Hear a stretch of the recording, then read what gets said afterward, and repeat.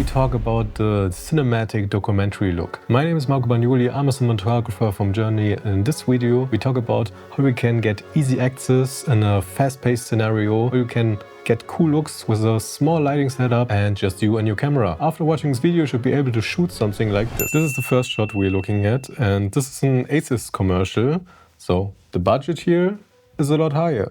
But we can always look at the techniques and use these techniques on our shoots, because how you light something doesn't change when you use a $5,000 light or a $20,000 light. When you go for this documentary look, you go into a room and have to analyze it. So where do we put the people in? Where are our lights coming from? So we know in the scenery, okay, we have a lot of pop light, and we have this big window light. So first thing I know is, okay, the camera is facing the window side, because the windows act as particles and gives the audience a feel where the light is coming from. So we know there is no way to choose. We know exactly now, okay, when we want to light her, the light has to come from this direction, because this will look the most natural.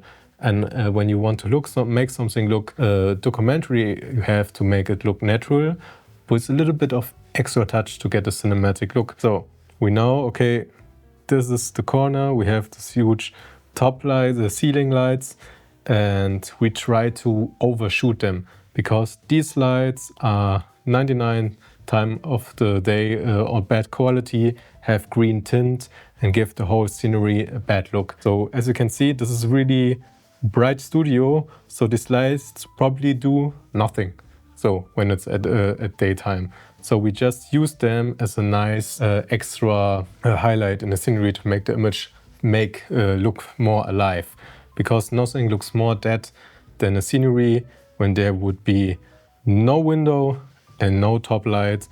We would just be in a dull room with no energy in it. So what we do at the beginning, we set the camera up, we set our exposure, and we expose for the windows. So we try to get as close to clipping as possible. Sometimes when the sun is exactly here, it's not possible that you can get all highlights, but try to get as close as possible and still keeping a little bit of ambience in the room, because it's a documentary. You cannot just keep the highlights and have the perfect exposure in the room, because then you really have to use big M90 lights to fill the ambience in the room.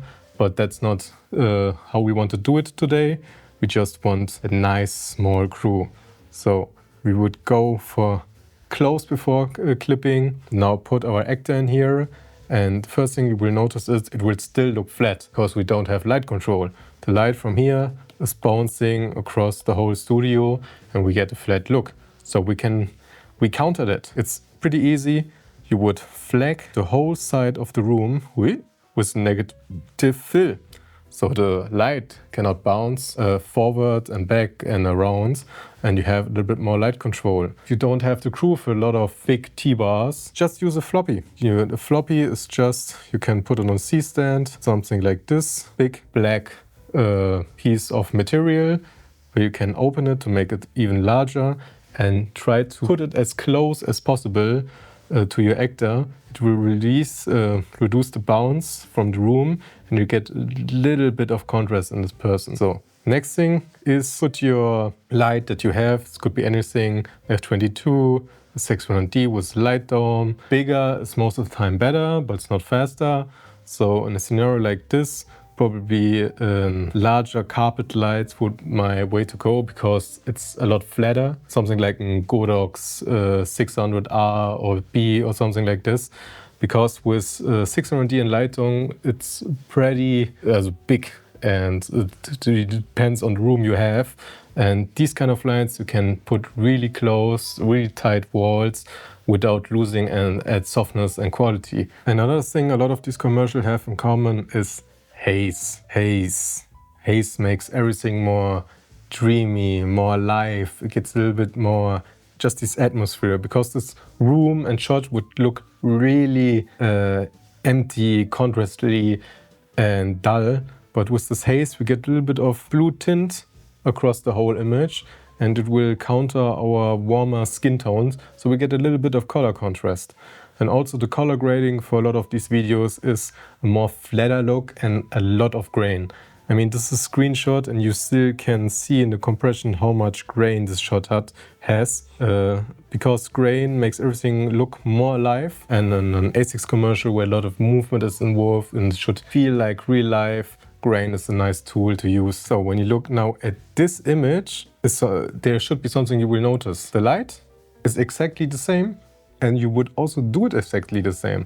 It's always the same, you know, okay, there's a window somewhere up here. From here's the key. Here her key side is a bit brighter and it goes darker on the side. So you learned a bit before how they done it. Probably it could be just light and it's perfect, but you have to put your neck on this side to get no bones on this side. Or when it's not enough hitting on her, you can put an Astera tube like this here, shoot it on her to get a little bit more wrap and highlight on her. But what also makes the shot is another color contrast. Because if you look closely, we have this green tiles in the background and she has red hair. Red and green are the opposite side of the color wheel. So this shot pops a lot more. Here again, here in movement, we have the shot, a lot of handheld moving, probably easy rig, keep it on your hip and move with the action. And if you watch closely, here we have the same look like in every other image before. Bright side, darker on this side, and here you would probably do it the same, but on a larger scale, on a little smaller scale. On the day when you do it outside, you have to wait for the right time. So the sun has to be very low, it has to come from the right side, and then someone with a T-bar can walk with you to get a little bit more contrast. But to get it outside, you really need a big source. We have to go really close. In this shot, we're really far away. We're doing a push in, so a floppy would be enough. So you need a big setup and make it a little bit high and a bit about your actor. Get this nice wrap around. But in this scene, it could just be the light. That is really good. So you don't have always to overthink everything. Shots like this you can test. When you know you're at this location, go there, ask a friend to stand in there, make a few camera tests, and then you know for sure. Here's another nice shot from this shoot. And I think what makes this really good is this monochromatic look.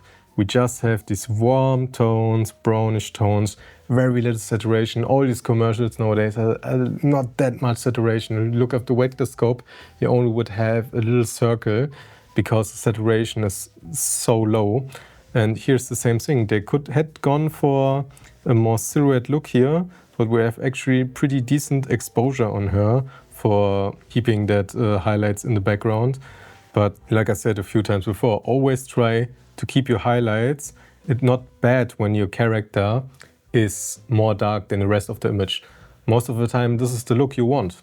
So you have to study your footage and look at other footage that you find pleasing. You will notice often how dark the image actually is and the skins are actually also cool. You get this nice square of light from the background and also these reflections. Reflective surfaces have a lot of benefits because they make your footage more three-dimensional. This is the reason why sometimes at night scenes you'd put water on the floor, because now the floor is not just a black nothing. Your image go into the bottom and you get this three-dimensional feeling. And also here, always look for these leading lines. As you can see, you go a little bit closer to the wall. This gives us eyes a nice direction and lead us to her. But also mirrors, also always a nice touch. Because when you have a small room, a mirror opens it up a lot.